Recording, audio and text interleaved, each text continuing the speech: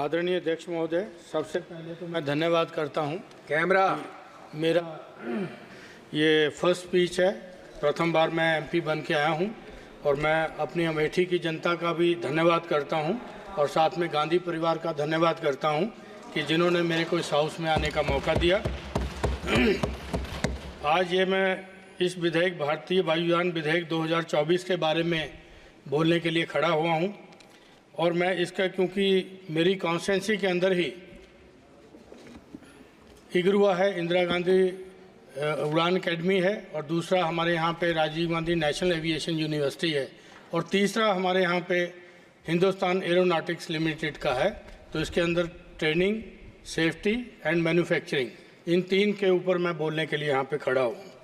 विधेयक के अध्याय 4 के बिंदु LMN ने अपने प्रशिक्षण और प्रमाणन, ट्रेनिंग एंड सर्टिफिकेशन का उल्लेख किया है।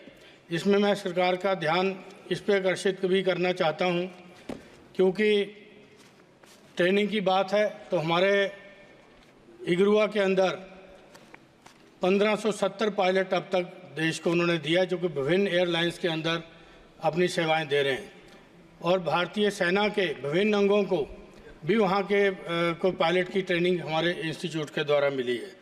लेकिन बड़े दुख के साथ कहना पड़ता है कि यहाँ पे ट्रेनिंग की बात कर रहे हैं, लेकिन उसके अंदर जो कि 1985 में ये यूनिवर्सिटी 7 सितंबर को बनी थी। आदरणीय राजीव जी उस समय प्रधानमंत्री हुआ करते थे, उन्होंने, उनका ड्रीम प्रोजेक्ट था, उन्होंने शुरू किया था।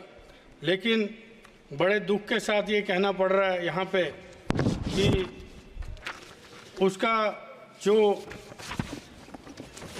ग्रांट है 2015 से, उसकी ग्रांट अभी तक नहीं दिया, जबकि पार्लियामेंट कमेटी जो कि डेरेक ओब्रायन के नेतृत्व में बनी थी, उनकी चेयरमैनशिप में, उन्होंने 2018 में अपनी रिपोर्ट भी सबमिट किया था पार्लियामेंट को, लेकिन उसके बावजूद भी, उनकी रिकमेंडेशन के बावजूद भी उसको ग्रांट नहीं दिया गया।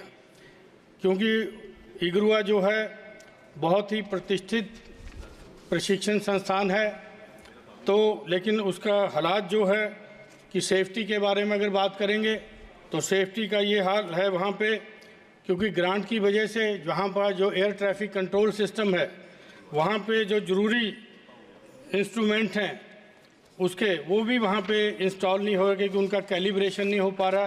जब कैलिब्रेशन नहीं हुआ तो उसके कारण, क्योंकि उसके अंदर पैसा लगता है, तो उसका कैलिब्रेशन नहीं हुआ। मैं मंत्री महोदय से ये कहूँगा कि विधेयक के अंदर इस चीज़ों का भी प्रावधान रखा जाए कि नई ट्रेनिंग सेंटर बनाने से पहले जो एग्जिस्टिंग ट्रेनिंग सेंटर हैं हमारे, उनके ऊपर भी ये रखें कि उनकी ग्रांट्स प्रॉपर मिले उनको, और उसका भी सुचारू रूप से ये करें। और सबसे बड़ी दुर्भाग्य की बात यह है कि 2018 से वहाँ कोई रेगुलर डायरेक्टर नहीं है, और एक टेक्नीशियन को उन्होंने बीच में चार्ज दे दिया, जो कि सेफ्टी के लिहाज से भी बहुत गलत है कि एक टेक्नीशियन कैसे फ्लाइंग की उसको नॉलेज होगी। उसी का परिणाम है कि 2019 से लेके 2023 तक 4 एयरक्राफ्ट वहाँ पे क्रैश हुए हैं, जिसके अंदर 3 बच्चों की वहाँ पे मौत हुई है। तो ये सेफ्टी के नॉर्म्स की बात है, तो इसका भी माननीय मंत्री जी संज्ञान लेंगे, क्योंकि एग्जिस्टिंग जो हमारे हैं उनके ऊपर भी ध्यान दीजिए, बाकी नए तो जो खोलने हैं आप खोलिएगा ही उसको। और इसके बाद सबसे बड़ा दुर्भाग्य एक और है, क्योंकि मेरे क्षेत्र के अंदर ये Rajiv Gandhi national aviation university भी स्थापित हुई थी, जो पार्लियामेंट एक्ट 2013 के तहत वहाँ पे स्थापित हुई थी, लेकिन पहला वीसी 2016 में वहाँ पे अपॉइंट हुआ। उसके बाद 2017 में भवन बन के तैयार हुआ। 2018 में जो कंपनी KPMG को पेनल्टी लगाई गई थी डिले करने के लिए, लेकिन दुर्भाग्य की बात है कि उसी कंपनी का पार्टनर बाद में जॉइंट सेक्रेटरी हो गया गवर्नमेंट ऑफ इंडिया में, मिनिस्ट्री ऑफ सिविल एविएशन में, और उसी यूनिवर्सिटी का वो एक्टिंग वाइस प्रेसिडेंट भी हो गया। तो ये चीज़ें भी इस बिल के अंदर संज्ञान लेना चाहिए कि इस तरह के लोग आके खिलवाड़ ना करें, क्योंकि जो डिफ़ाल्टर है, जिसकी कंपनी वहाँ पे डिफ़ाल्टर हुई अपना कंस्ट्रक्शन में, वही आदमी बन के चला आया। तो उसके बाद मेरा 2019 में पहला रजिस्ट्रार वहाँ पे हुआ। 2013-2019 6 साल आप लगा लीजिए। उसके बाद फिर 5 अगस्त 2019 को पहला वहाँ कोर्स लॉन्च हुआ जो पीजी डिप्लोमा एयरपोर्ट ऑपरेशंस का कोर्स है। तो वहाँ पे क्योंकि ये चीज़ें वहाँ हो रही हैं, जो कोर्स वहाँ पे चलने चाहिए थे अब तक, वो अभी तक वहाँ पे नहीं चल रहे। तो ये क्योंकि बहुत महत्वाकांक्षी ये पार्लियामेंट एक्ट के तहत ये बनी थी यूनिवर्सिटी और ये सेंट्रल यूनिवर्सिटी है, तो उसका संज्ञान मंत्री जी को लेना चाहिए। उसके बाद जो इसकी सेफ्टी की बात करेंगे तो यहाँ पे एक कोर्स शुरू किया गया था। वो कोर्स ये शुरू किया गया था कि वहाँ पे फायर सेफ्टी के लिए कोर्स शुरू किया गया था। उसके अंदर इंफ्रास्ट्रक्चर नहीं है, अभी कोर्स शुरू कर दिया गया। उसमें एक बच्चे की जान चली गई क्योंकि एम्बुलेंस अवेलेबल नहीं थी, मेडिकल फैसिलिटीज़ अवेलेबल नहीं थी, उसको जाने में देर हुई। महाराष्ट्र का लड़का था 17 का, वो वहाँ पे 22 साल का बच्चा, वहाँ पे डेथ हो गई। तो ये चीज़ें जब सेफ्टी की बात हम करते हैं तो ये चीज़ें भी साथ आती हैं कि इनके ऊपर भी इस वायुयान उसमें शामिल किया जाए इन चीज़ों को। उसके बाद मैं आपको ये बताता हूँ कि यूनिवर्सिटी का स्टेटस जो हो गया, फैकल्टी भी अभी कुछ नहीं है क्योंकि GMR के साथ जॉइंट वेंचर करके कोर्सेज शुरू किए गए थे, तो अभी उसकी भी स्थिति पूरी है नहीं कि कैसे क्या करेंगे।